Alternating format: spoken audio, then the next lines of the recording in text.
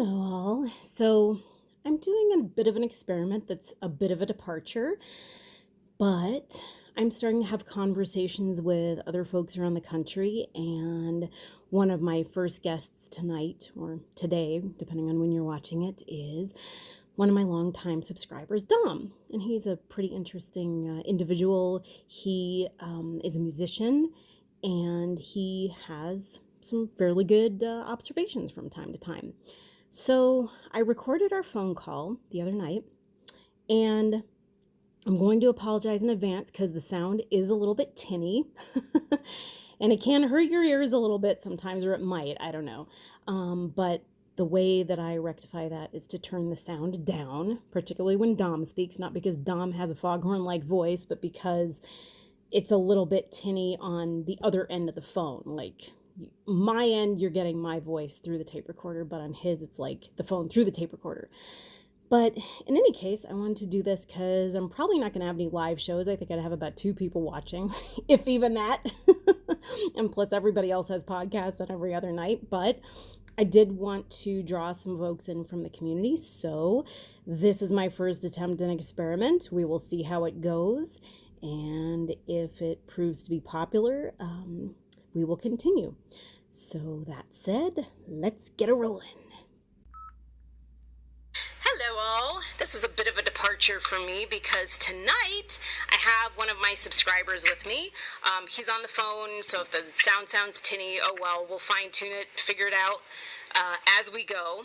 But I am starting to talk with some folks I know over the phone who live in remote areas about Mandela effects. And this is one of my longtime subscribers and listeners, Dom. One of the places that you might know Dom from is, if you've been watching my videos for a while, I did a video about a year ago, almost exactly a year ago, and it was called Mandela Affected Gensploration. And Dom, what do you have on your phone? What do you have on your phone, Dom? You have sort of a thing that bypasses Google, and you can look stuff up. Yeah, it's called, so I got Droid, and one of the apps you can get is something, it's called NewPipe, and you go on YouTube, but it lets you speed up the videos, slow down the videos, like way more than Google does, and it lets you change the pitch. You can make a song like much higher or much lower, depending on, so that's pretty useful to me. But what it does is it also kind of gets past all the stuff that Google sends you, like you're not logged in and all this stuff, and some things is better, some things is worse. But what I noticed was that a lot of channels that I know, their subscribers counts were like off the charts for some of them. Like some of the people, it would say, has 1 million subscribers, and like you were one that had a few million or 1 million, and then you sent me the screenshot that I had 1 million, and I'm like, I look at my view count, Dom, because I don't have 1 million subscribers. That's got to be a alternate parallel reality, because I don't have that. Did you find some other channels that you had unexpected numerical results for? There was a couple other, and I should be paying more attention to it, but I did notice that it was you and a couple other people that I watch a lot that had like way more subscribers than that. Maybe it's getting them from the future. Yeah. Oh my God! What a cool concept! Getting them from the future. Were any of the Mandela Effect channels that we would know? It was just the one that I know off the top of my head was yours. Okay. And any possible conspiracy theory channels that maybe we would all know that had more subscribers than you remember? I can't think of any off the top of my head. Okay. Sorry. Oh, not a problem. Okay, so now Dom and I are talking because he is a musician. And tell us a little bit about your musicianship. Tell us a little bit about what you do. I grew up around pianos and guitars and drums my entire life, and started studying formally, at the age of 9, and started playing like weddings and stuff at I caught on real quick and started to learn real fast, like all these things for like weddings and parties and stuff. So I started taking jobs at age 13. I did live out there by you in California for a while, and I was in an earthquake. That was pretty intense. And did salsa music in Albuquerque for about a decade. And wow, you mean you played it, or like indie studios? Yeah, that was probably the most fun for music. It's just Latin salsa music. It's like the Caribbean style music, Latin, like merengue, salsa, son music, where you have like just a piano doing a montuno over like a horn section with you can sometimes mix a drummer in, and it makes it kind of a different feel. And now I'm playing classical in restaurants. I've done classical concerts for a few different things, and I've traveled all over, playing and doing different types of things. I worked in indie studios, and so today what I was doing, I was looking at music books at a music store, and then that's when I found that song, and I'm like, I've seen this song like a billion times since I was like 9 years old. And that's what we have to ask the audience, if they think that this is a Mandela effect, a la my, does this look affecting to you? Right. So it's Memoryies. I thought it was Memoryies from the Broadway Cats by Andrew Lloyd Webber. I've always thought it was Memoryies. All Alone in the Moonlight was the second verse. And I thought the song was called Memoryies. And then I picked up this music book today, and I sent you that picture of it, and it said Memory. And someone else, and then I asked a normie on the street today. She just started talking about she was a singer, just a cashier or something. I was like, so what's the famous song from Andrew Lloyd Webber's Cats? I didn't lead her on saying anything about Mandela effect or anything like that. I was just like, what's the name of that famous one from Cats? And she goes, Memory. I was like, what? Is this just me, or is that a thing? Yeah, and it's funny because I always thought it was Memoryies too, because we discussed what it was about. I discussed what it was about. I remember hearing about what it was about, or asking somebody or discussing it with somebody what the song was about, because I always had wanted to see Cats on Broadway when I was younger, and I think it came out when I was in junior high, and I never got a chance to see it. I heard it actually wasn't that great as far as the story went, but it ended up being a classic. And, of course, I knew the song Memoryies from it, which was part of my memory, that it was Memoryies in the plural. And it was about an old cat. Oh, my God, I'm feeling all misty now. It was about this old cat sitting on the side of the street on the cobblestones. That's how I imagine it, because it's more poetic. And she's looking up at a window, I guess. This is my way that I envision it. She's looking up at a window, and she's left out in the cold, and nobody wants her because she's older. And she basically sings the lyrics that I don't have a dog too much in the race of the lyrics, but she sings sort of up at the window, and she's looking in midnight. So she's out at midnight. Not a sound from the pavement. Has the moon lost her memory? She is smiling alone. And it's weird, because when I saw the Alone, I thought, I don't know, I kept singing She Is Smiling on Me, but that wouldn't make any sense, because the moon, this cat doesn't feel like anyone is smiling on her. But when I found out what the song was about, I was like, that's what it's about? And I started crying. No, I feel like that chick who, remember that video that went viral a few years ago of that chick who was on a dating website or something, and she's like, I just have to tell you all about myself. I love cats. I wish I could be a mother to all the cats in the world, and give all the cats homes in the world, and she starts crying, and it went viral, and then there were some dudes that were like, oh yeah, I want to date that chick. She didn't want to do a retake. She just left that She just left it. It's like, I should tell you all about myself. I love cats. I cry when I think about cats. It's just so crazy. But yeah, it was weird, because when you showed me the first lyric, Midnight Not a Sound from the Pavement, I was like, I always thought it started Memories. And then it makes sense in this reality that the song would be called Memory, because in this incarnation she's saying, has the moon lost her memory? So it's memory singular, but then it also makes sense that it would be Memories because the cat is memorize. Oh my god, now I can't even remember the word. Ironically enough, the cat's reminiscing her own memories, like all the memories she's had, which I think you and I discussed. Yeah, that's what I always thought. It's not about the moon and the moon's memory, and the moon forgetting the cat.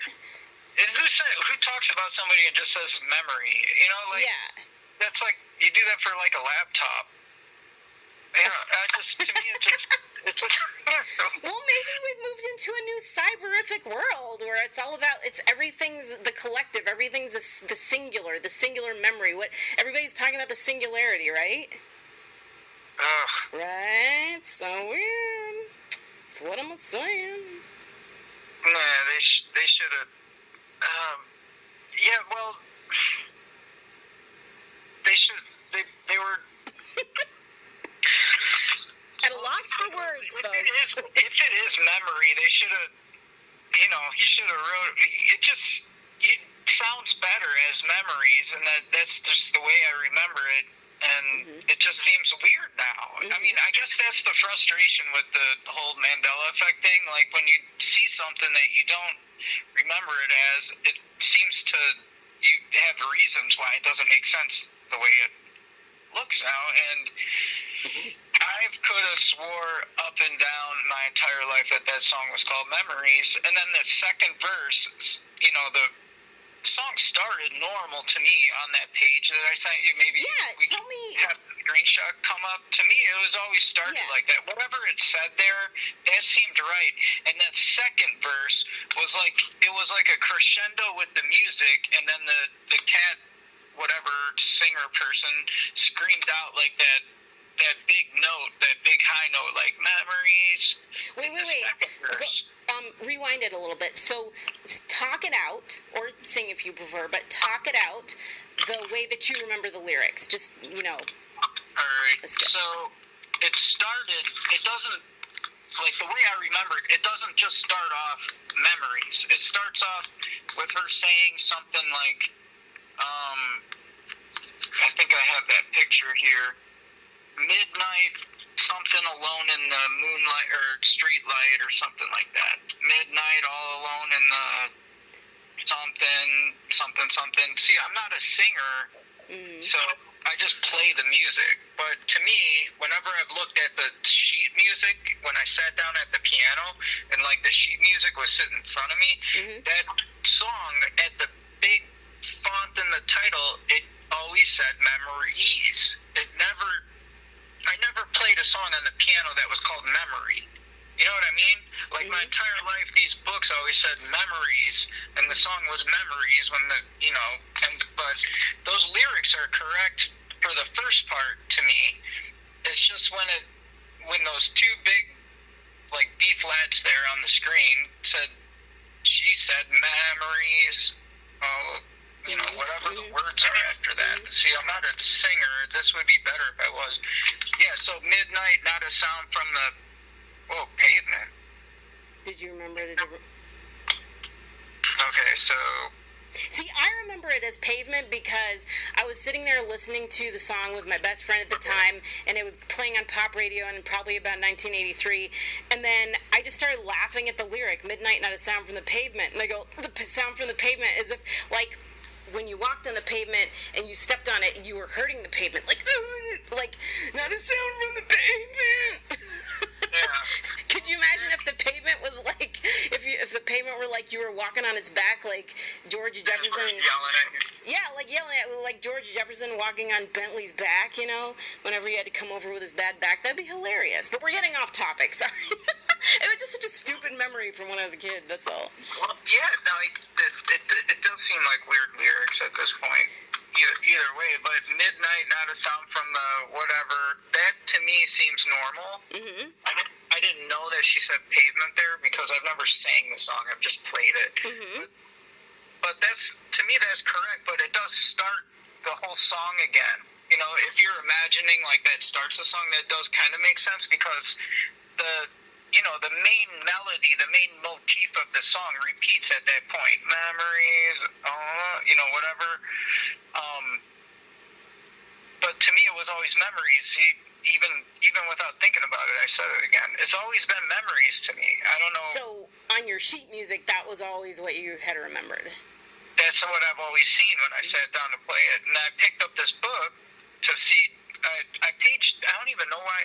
You know why I saw it? Because I was surprised to see that Andrew Lloyd Webber wrote like 24 musicals, and I thought that was a lot. And I said to the lady at the store, we were looking at sheet music together, and she worked there, and I was like, oh my God, Andrew Lloyd Webber wrote this many musicals. I mean, that's pretty big accomplishment, you know. And I kind of just looked at the song titles that were listed in there, and there was one called Memory. I'm like, did he write another song that has the same kind of title? Mm-hmm. So I started looking, and then it came up to this. I'm like, that's in the same key. It's the same, it's the same like song. And then I looked. I'm like, this is supposed to be Memories from Cats. Right. I'm telling you, it's like the missing and disappearing S's. It's like the plural and the singular, the plural and the singular. And ironically enough, the only other Broadway song that I've ever done a Mandela effect video about, I want to guess what it is? Wait, I watch all your videos, but let me see. He watches all my videos. He never comments anymore. I watch you on my cell phone mostly, so I'm not logged in. See, that's why you're not logged in, so you bypass everything, and then you get the real numbers of all of our subscriptions in the future. Got it? You're logged out of time. You're logged out of everything. Okay, sorry. I use that app, so I watch on that app. Mm-hmm. I mean, I do have a YouTube account, obviously, and I'm subscribed, but I just go to your channel. I just go to your channel, like, through the app, and I just, watch your, watch you while, I'm driving down the road or something. But so you watch me while you're driving down the road. You're half comatose now because you don't drive down the road and watch my videos on my account, because I don't want you to, be watching something you're not supposed to be watching and not see a car in front of you. No, I mean, I just look at like red lights. You just look at red lights that are on the bottom, that are now on the bottom because you're in a parallel universe. Anyway, so wait. But you were supposed to guess. We're getting distracted. We're off topic, and we're almost at 20 minutes. We got to keep this thing short. So, okay, well, just tell me, because I can't guess. So, we were talking about singular versus plural, and the only other Broadway song that I had ever done a Mandela affected video about was one. Singular sensation, every little step she takes. And it went from she to he. This is an Adam and Eve sort of thing. I don't know. One, Adam and Eve, singular. There's been an argument that when Eve ate the apple, they sort of were ripped from the singularity of God and put into plurality, where everything has its polar opposite, and so on and so forth. I don't really tend to believe that, though, because, well, I'm not going to get into how I feel about the God of the Old Testament, but I hardly feel a oneness when I read the Old Testament with that God. I'm much more a fan of Jesus, but that's my own issue. So the song was what was it? From a chorus line.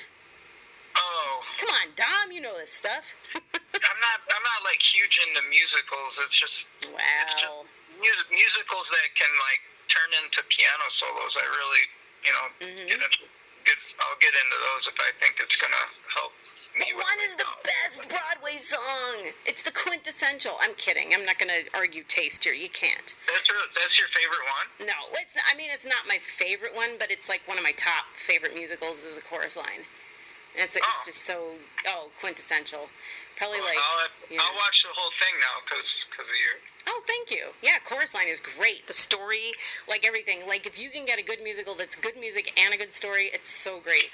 I love it. I would highly recommend it. But that said, we're at 18 minutes, and I just wanted to give the audience a little preview on my collabs that I'm going to be doing, and hopefully maybe a podcast will soon follow. I don't know. I don't even know if anybody would watch it, but I'm sure all your subscribers would. Oh yes, all 1 million of them.